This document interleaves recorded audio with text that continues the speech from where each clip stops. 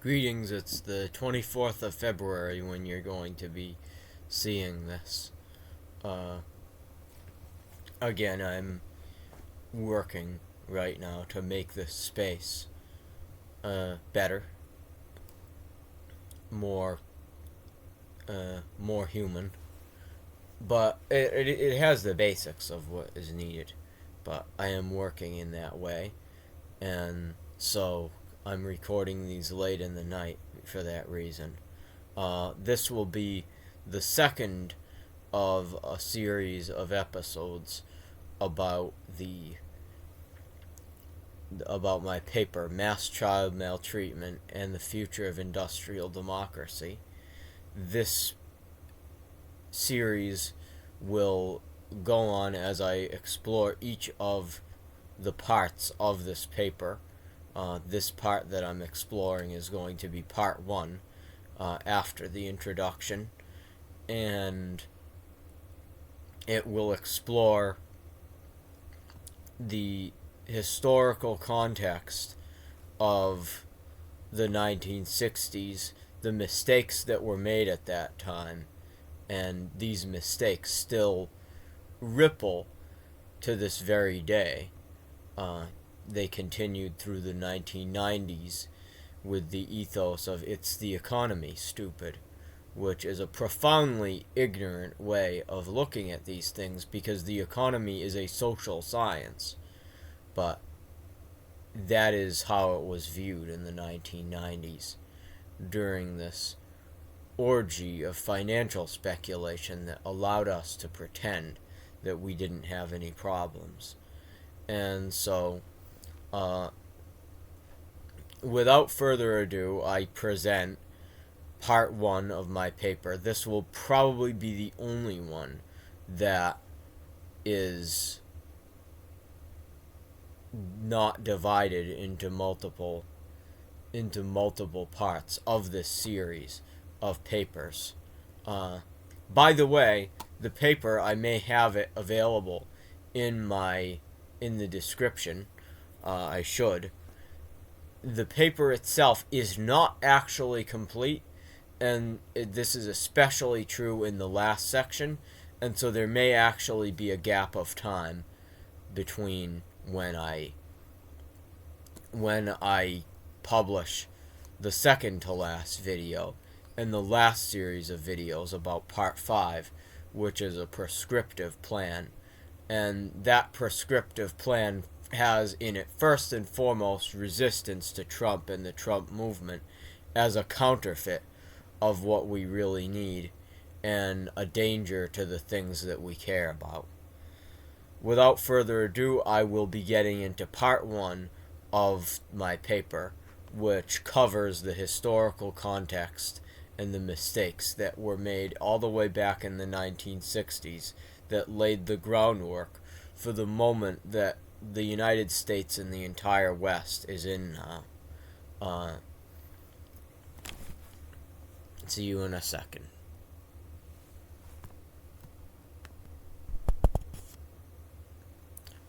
1.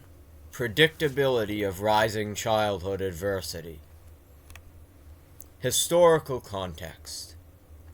The current phenomenon of mass child neglect finds its origins in the 1960s. Sorry, I have a life. The current phenomenon of mass child neglect finds its origins in the 1960s, one of the hardest decades to understand in the history of the First World. In the 1960s, a diversity of ideological and racial groups traditionally excluded from American life began to integrate with American society. This brought us an entire series of cultural transformations which ran the gamut. In conjunction with the baby boom, which was entering adulthood at this time and grew up in an individualist consumer culture their whole lives, educating them about history was not a priority. This led to rapid experimentation in all aspects of culture. Unfortunately, much of this experimentation and abandonment of tradition pertained to romantic relationships. This was driven by a desire for what Timothy Snyder describes as negative freedom, which was exploited by advertisers and sexually was exploited by magazines such as Playboy, a pornography magazine which started in 1953 and grew almost sixfold from 1960 to 1975, as well as popular culture in general. These authorities, which would eventually grow to include even the state, under the guise of what is called comprehensive sex education, and as you'll see in this paper, it is far from comprehensive. The Republicans have an even worse alternative, by the way. Almost never warned customers, or students for that matter, of the dangers of the lifestyles that they were selling to their customers' ability to safely raise children. In retrospect, Dr. Omar Minwala wrote in 2014 about the effects of parental sexual addiction and promiscuity on children through the disruption it causes to the family, outlining a pattern where the relational damage caused by this promiscuity can be said to flood the zone of child development. I'm sure you're all familiar with that concept. It is also well known that the early experience with addictive behaviors raises the intensity of addiction. A study in the Journal of Studies on Alcohol in 1991 found that the plurality contributor to adolescent alcohol use was use in the seventh grade at 42%. The second grade, that would be very sad. I hope that that's as rare as it sounds. Anyway, use in the 7th grade was the plurality at 42%.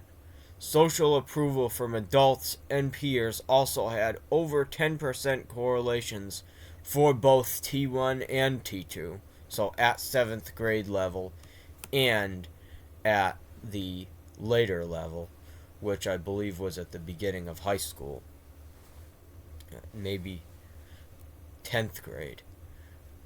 Assuming that results like these, which represent a broad scientific consensus about addiction, map onto all mind-altering substances and addictive behaviors, it would be reasonable to expect that a rise in social approval, in conjunction with incomplete sex education, which we still have not remedied, would lead to a rise in subclinical and clinical hypersexuality, which would lead to pathologies in families and the social institutions that children need to develop healthily. This has been borne out in the research literature by multiple studies. As could be predicted, divorce rates grew, and the number and percentage of unwanted children ballooned during this time. Many of these children were killed, there's no kind way to put this, by abortion.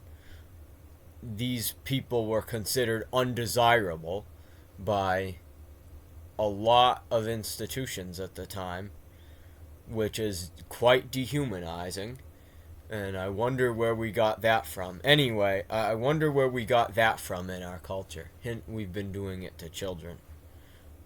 I am going to interject here and say that many children many a child of an abusive parent were tormented by their abusers with complaints of, I wish I killed you when I could have, and things like that. That is not healthy to it's not healthy for that to be possible. I am definitely aware that the effect of abortion goes even to the people that live in many cases. And it is dehumanizing. And we can't really complain when that enters our politics, when we nurse that so effectively for so long. But that's the aside that I have over. As could be predicted, divorce rates grew. Sorry, I went a little bit too fast. But it still didn't stop the increase, even the large numbers of abortion. The contraceptives certainly didn't stop the increase. These contraceptives were advertised recklessly. In many ways, that was what started this whole thing. Because they were advertised and marketed to people that shouldn't have children instead of being marketed. I'm still in my commentary mode, sorry, but I will get out of it. These were advertised to people that should not have children rather than being advertised to people that want to delay their children, but it's not the end of the world, which is what birth control should be for. It should be for married people. But they didn't want to do that because that's a smaller audience and they wanted profit.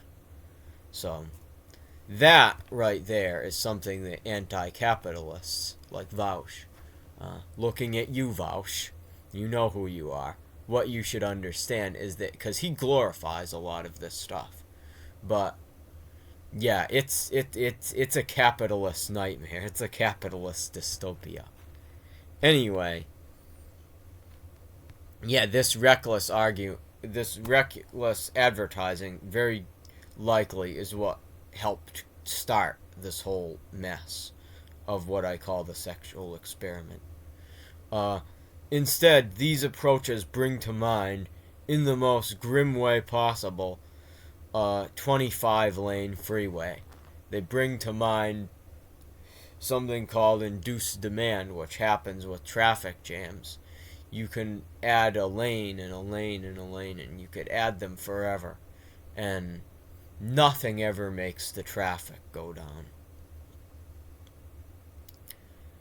Governmental and academic predictions.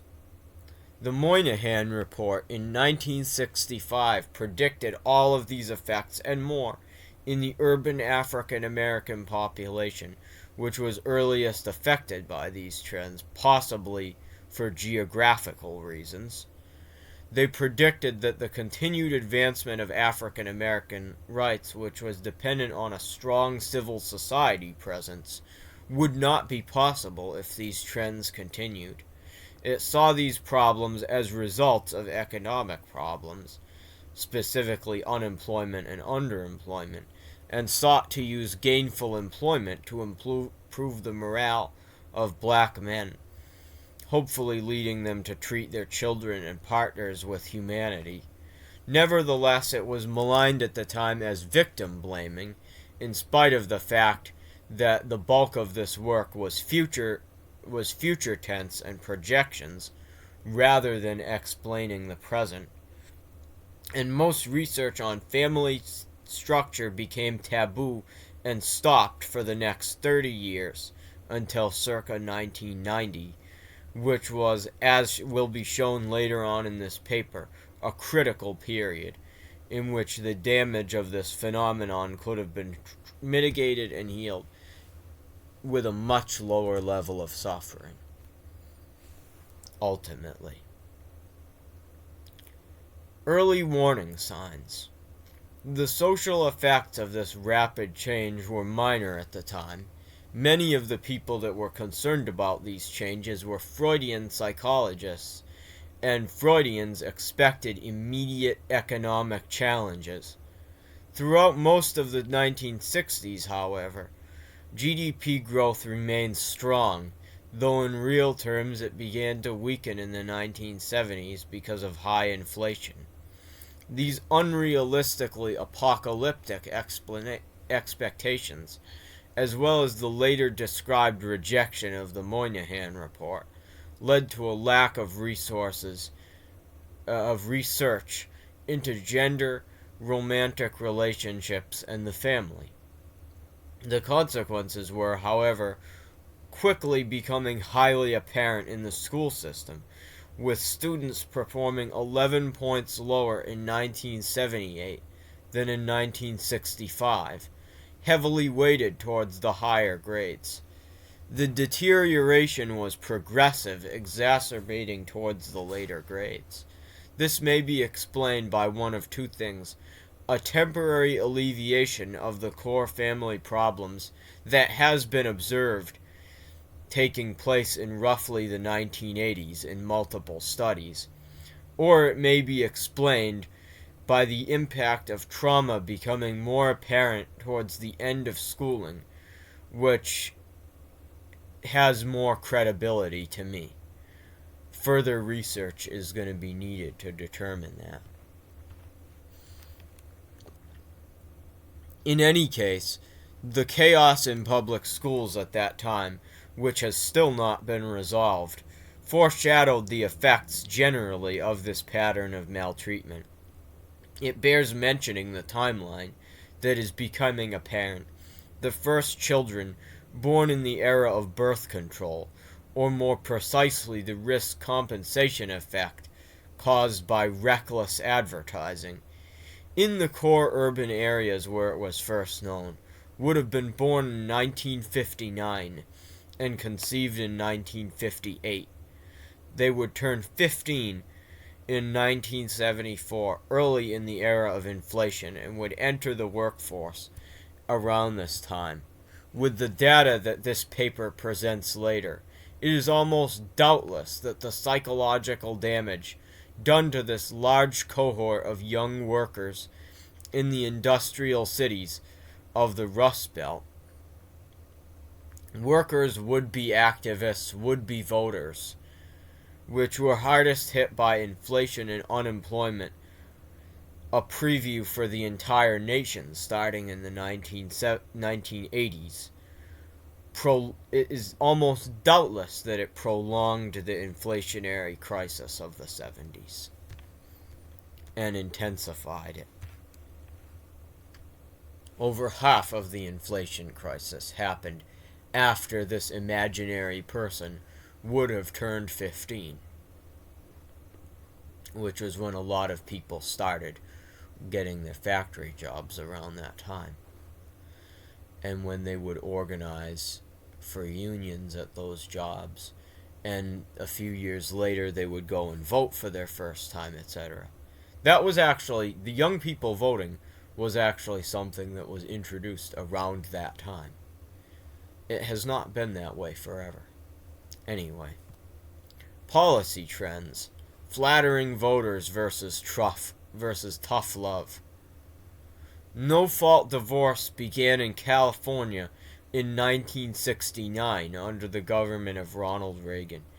It quickly spread to the rest of the country, and currently all states have a tax-free, no-fault option, with 18 states, including California and Florida, not even having a fault option.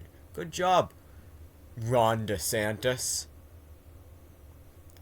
Don't ever listen to him again. He's such a hypocrite. All he cares about is business. Anyway, while no-fault divorce has provably reduced recidivism of domestic violence, it has also been found to result in higher rates of divorce in the general population among